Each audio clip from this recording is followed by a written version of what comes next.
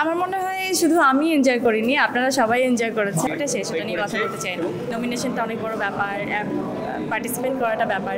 বিশেষ করে এই অ্যাওয়ার্ডটাই আমি বিনোদন সাংবাদিকদেরকে দিতে চাই পুরো ক্রেডিটটা। আমার কাছে প্রত্যেকটা অ্যাওয়ার্ডই অনেক বেশি স্পেশাল, আমি বরাবরই বলি এটা। এটা আমার কাছে মনে হয় যে যখন আমি প্রথমবার কোনো একটা অ্যাওয়ার্ডে আমি নমিনেশন পেলাম তখনই মনে হয় যে ওইটাই আমার কাছে অনেক বড় ব্যাপার হয়ে দাঁড়ায়, যে নমিনেশনটা অনেক বড় ব্যাপার, পার্টিসিপেট করাটা ব্যাপার, অনেক বড় ব্যাপার আমার কাছে। সেখান থেকে জিতে আসা তো অনেক বড় কিছু আমার জন্য। আর যেভাবে আপনারা অনেক বেশি ভালোবাসা দিয়েছেন রঙিলা কিতাবকে, সেটা আসলে আমার জন্য বলতে গেলে মাইল ফলকই। কারণ ওরকম একটা জার্নি, মাদারহুড নিয়ে একটা গল্প, এবং আমার নিজের জীবনেও আসলে মাদারহুডের যে জার্নিটা, ওইটার এক্সপিরিয়েন্সটাও আসলে অনেক বেশি এখানে। আমার মনে হয় যে আমি যদি নিজের লাইফে আসলে ওই জার্নিটা না পার করতাম, তাহলে হয়তো ওই ক্যারেক্টারটাকে মানে কানেক্ট ওইভাবে আমি করতে পারতাম না। কানেকশানে কোথাও না কোথাও একটা, আমি জানি না আমি 100% ট্রাই করতাম, কিন্তু ওইভাবে আমি পারতাম কি না আমি জানি না। কিন্তু আমার জীবনের ব্যক্তিগত জার্নিটা অনেক বেশি সহজ করে দিয়েছে এই রঙিলা কিতাবের ক্যারেক্টারটা করার জন্য।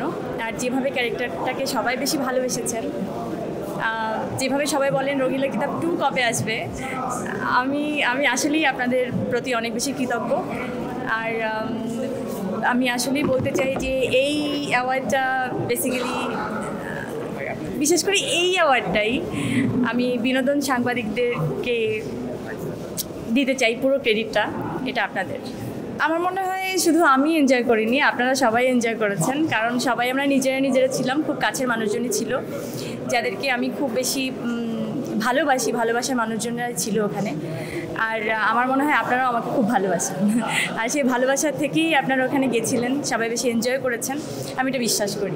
ওই যে বললাম উৎসব মুখর, যখন বিনোদন সাংবাদিকরা সবাই মিলে একটা প্রোগ্রাম করে, ওইটা তো আসলে বিনোদিত না হয়ে কোথায় যাবে, এটা তো কোনো সুযোগ নেই। তো খুব বেশি ভালো লেগেছে, শৃঙ্খলার মধ্যে একটা সুন্দর পরিবেশে আপনারা সুন্দর একটা আয়োজন করেছেন। ডেফিনেটলি এটা অ্যাপ্রিসিয়েশন করার মতো একটা বিষয়। Thank you so much. ডোডার গল্প খুব এখনও তারিখটা আসলে নির্ধারিত হয়নি, খুব তাড়াতাড়ি হয়তো রিলিজ ডেটটা সবার সামনে চলে আসবে। আমি আসলে জানি না, আমার মনে হয় খুব তাড়াতাড়ি সবাই জানতে পারবেন। দেখা যাক, আমিও অপেক্ষা করছি সবার মতো। আপনি ওটা শেষ, ওটা নিয়ে কথা বলতে চাই না। দর্শকের ভালোভাবে প্রশংসা, এটা নিয়ে আর কথা বলতে চাই না। আর কি কাজ আসছে গল্প কাজে, আর কি কাজ আসলে করি এই মুহূর্তে বলে দিব সব, তারপরে কত দ্রুত মানুষ সুযোগটা পাবে আসলে? দর্শক কি আপনার নতুন প্রস্তুতি দেখবে খুব শীঘ্রই উপহার পাবে? হোপ সো, ইনশাআল্লাহ। Thank you so much. দেশে দেশে সবার সাথে দ্য নিউজ।